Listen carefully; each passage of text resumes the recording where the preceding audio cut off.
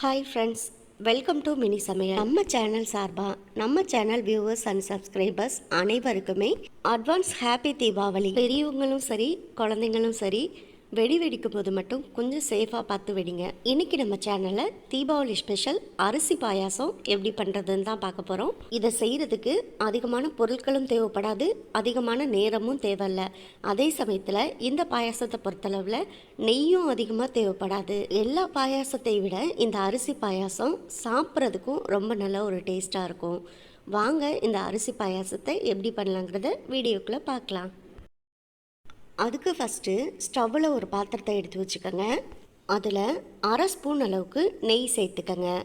1/4 cup அளவுக்கு அரிசி சேர்த்துக்கங்க. நான் இன்றைக்கி எங்கள் வீட்டில் சாப்பாடு செய்கிற அரிசி தான் 1/4 கப் அளவுக்கு சேர்த்துருக்கேன். நீங்கள் விரும்பினா பச்சரிசி, பாஸ்மதி அரிசி, சீரக சம்பா அரிசி இப்படி எது வேணாலும் சேர்த்துக்கலாம். அரிசி கூட 2 ஸ்பூன் அளவுக்கு பாசிப்பருப்பு சேர்த்துக்கங்க. இப்போ இந்த பாசிப்பருப்பு அரிசி ரெண்டையுமே ஸ்டவ்வை மீடியம் ஃப்ளேமில் வச்சுட்டு இந்த நெய்யில் வறுத்து விட்டுக்கோங்க. பாசிப்பருப்பு நல்லா இந்த நெய்யில் வறுபட்டு ஒரு கோல்டன் ப்ரௌன் கலரில் மாறி வரணும். அதே சமயத்தில் அரிசியும் பார்த்திங்கன்னா லைட்டாக பொரிஞ்சு வந்துடும். அந்த மாதிரி பொரிஞ்சு வரணும். அதோடு நம்ம ஸ்டவ் ஆஃப் பண்ணிக்கலாம். இப்போ பாருங்கள், உங்களுக்கு பார்க்கும் போதே தெரியும், அரிசியுமே கொஞ்சம் கலர் மாறி பொரிஞ்சு வர ஆரம்பிச்சிருச்சு. இதோட நம்ம ஸ்டவ் ஆஃப் பண்ணிக்கலாம். இப்போ நம்ம வறுத்து வச்சுருக்க இந்த பாசிப்பருப்பு அரிசி ரெண்டையுமே நல்லா ஒரு ஃபேன் காற்றுல ஆற விட்டுருங்க. ஆறி வந்த பிறகு மிக்ஸி ஜாரில் போட்டு அரைச்சி எடுத்துக்கலாம். ரொம்ப நைஸாக பொடியெல்லாம் அரைச்சி எடுக்கக்கூடாது. ரவை இருக்கும் பார்த்திங்களா, அந்த மாதிரி கன்சிஸ்டன்சியில் நம்ம அரைச்சி எடுத்துக்கணும். அடுத்ததாக இந்த பாயாசத்துக்கு தேவையான வெள்ளை பாகு ரெடி பண்ணிக்கலாம். அதுக்காக 1 கப் அளவுக்கு கட்டி வெல்லம் நான் எனக்கு எடுத்திருக்கேன். 1/4 கப் அளவுக்கு அரிசி எடுத்ததுக்கு 1 கப் அளவுக்கு வெல்லங்கிறது சரியாக இருக்கும். வெள்ளை பாகு ரெடி பண்ணுறதுக்கு தேவையான அளவு தண்ணி சேர்த்துக்கலாம். இப்போ நான் 3/4 கப் அளவுக்கு தண்ணி சேர்த்துருக்கேன். நல்லா வெல்லம் எல்லாமே கரைஞ்சி வரட்டும், அது வரைக்கும் கலந்து விட்டுக்குங்க. வெல்லம் கரைஞ்சி வந்தோடனே இந்த வெள்ளைப்பாகை நம்ம வடிகட்டி எடுத்துக்கலாம்.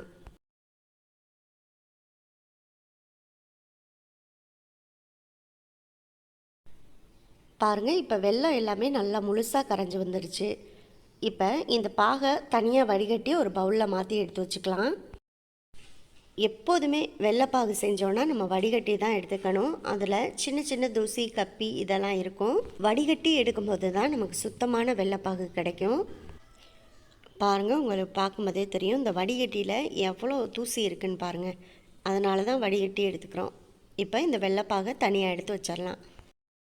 இப்போ அரிசியும் பருப்பும் நல்லா ஆறி வந்துருச்சு. இதை மிக்ஸி ஜாரில் போட்டு நம்ம அரைச்சி எடுத்துக்கலாம். ரொம்ப நைஸாக பவுடர் பண்ணியெல்லாம் எடுத்துடாதீங்க. கொரப்பாக, அதாவது ரவை கன்சிஸ்டன்சி இருக்கும் பார்த்துறீங்களா, நொரன்னு அதே மாதிரி ஒரு கன்சிஸ்டன்சியில் நம்ம அரைச்சி எடுத்துக்கணும். அப்போ தான் நமக்கு பாயாசத்துக்கு டேஸ்ட்டாக இருக்கும். இப்போ இதை நம்ம அரைச்சி எடுத்துக்கலாம். இப்போ இதை அரைச்சி எடுத்தாச்சு. பாருங்கள், பார்க்குறதுக்கு ரவை போலவே இருக்குது.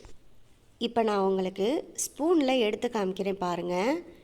அரைச்சி வந்தோடனே இந்த மாதிரி தான் நொரன்னு இருக்கணும். சின்ன சின்ன குறுனலாக அரைப்பட்டு வரணும். அப்போ தான் பாயசத்துக்கு ரொம்ப நல்ல ஒரு டேஸ்ட்டாக இருக்கும். இப்போ அரிசி பருப்பு ரெண்டையும் நம்ம ரெடி பண்ணி வச்சுட்டோம். அடுத்ததாக தேங்காய் பால் ரெடி பண்ணிக்கணும். அரிசியும் பருப்பும் அரைச்சி எடுத்த அதே மிக்ஸி ஜாரில் அரை மூடி அளவுக்கும் கொஞ்சம் குறைவாக தேங்காயை கட் பண்ணிவிட்டு சேர்த்துக்கோங்க. இப்போ இதில் கொஞ்சம் தண்ணி சேர்த்து நல்லா மிக்ஸி ஜாரில் அரைச்சிட்டு இந்த தேங்காயிலேருந்து நம்ம தேங்காய் பாலை வடிகட்டி எடுத்துக்கலாம். பாருங்கள், இப்போ தேங்காயை அரைச்சி நம்ம தேங்காய் பால் ரெடி பண்ணியாச்சு. இப்போ இதை நம்ம வடிகட்டி எடுத்துக்கலாம். பாருங்கள், இப்போ தேங்காயெல்லாம் நல்லா வடிகட்டிட்டு தேங்காய் பாலை தனியாக எடுத்து வச்சுருக்கேன். இந்த தேங்காய் பாலுக்கு பதிலாக நீங்கள் பேக்கெட் பாலோ இல்லை பசும்பாலோ இந்த மாதிரி சேர்க்குறா இருந்தால் கூட சேர்த்துக்கலாம். ஆனால் தேங்காய் பால் சேர்க்கும் போது இந்த பாயசத்துக்கு ரொம்ப நல்ல ஒரு டேஸ்ட்டையும் ஒரு வாசத்தையும் கொடுக்கும். இப்போது பாயாசத்துக்கு தேவையானது எல்லாமே ரெடி பண்ணி வச்சாச்சு. இப்போ பாயாசம் செய்ய ஆரம்பிச்சிடலாம். அதுக்காக ஸ்டவ்வில் ஒரு பாத்திரத்தை எடுத்து வச்சு அதில் 1/2 கப் அளவுக்கு தண்ணி சேர்த்துக்குங்க. இந்த தண்ணி நல்லா சூடாகி வரட்டும்.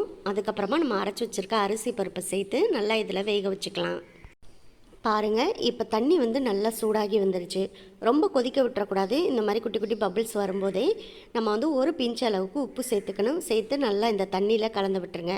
இந்த தண்ணியில் தான் அரிசியையும் பருப்பையும் வேக வச்சு எடுத்துக்க போகிறோம். அதனால் இந்த தண்ணியிலே உப்பு சேர்த்துட்டு அதுக்கப்புறமா நம்ம அரைச்சி வச்சுருக்க அரிசியையும் பருப்பையும் சேர்த்து நல்லா கலந்து விட்டுக்கோங்க. அரிசி பருப்பு சேர்த்ததுக்கப்புறம் நல்லா கரண்டி போட்டு விடாமல் கலந்து விட்டுட்டே இருக்கணும். அப்படி இல்லைன்னா கட்டி பிடிச்சிரும்.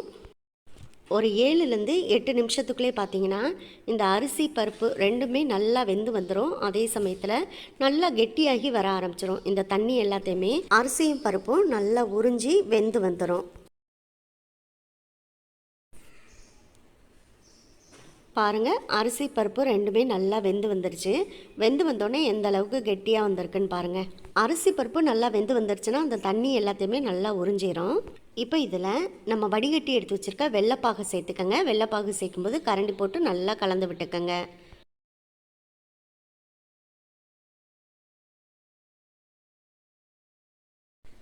பாருங்கள், இப்போ வெள்ளைப்பாகு சேர்த்ததுக்கப்புறம் நல்லா கலந்தாச்சு. நான் இன்றைக்கி பாயாசத்துக்கு கட்டி வெல்லம் தான் சேர்த்துருக்கேன். உங்ககிட்ட நாட்டு சக்கரை இருந்தால் நாட்டு சக்கரை கூட நீங்கள் சேர்த்துக்கலாம். டேஸ்ட்டு ரொம்பவே நல்லாயிருக்கும். வெள்ளைப்பாகு சேர்த்து கலந்து விட்டதுக்கப்புறம் நல்லா கொதிச்சு வரட்டும். அது வரைக்கும் நம்ம வெயிட் பண்ணலாம். வெள்ளைப்பாகு இப்போ நல்லா கொதிச்சு வந்துடுச்சு. இப்போ அடுப்பை லோ ஃப்ளேமுக்கு மாற்றிட்டு நல்லா கரண்டி போட்டு கலந்து விட்டுக்கோங்க.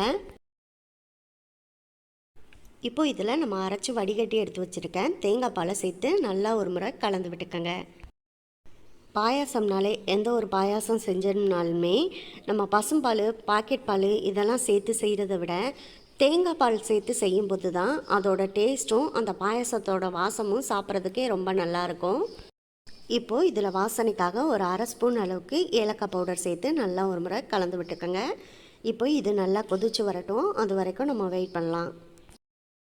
உங்களுக்கு இப்போ பார்க்கும்போது பாயசம் வந்து ரொம்ப தண்ணியாக இருக்கிறது மாதிரி ஃபீல் ஆகும். ஆனால் போக போக பார்த்திங்கன்னா அந்த அரிசியும் பருப்பும் நல்லா வெந்து அப்படியே கெட்டியாகி வர ஆரம்பிக்கும்.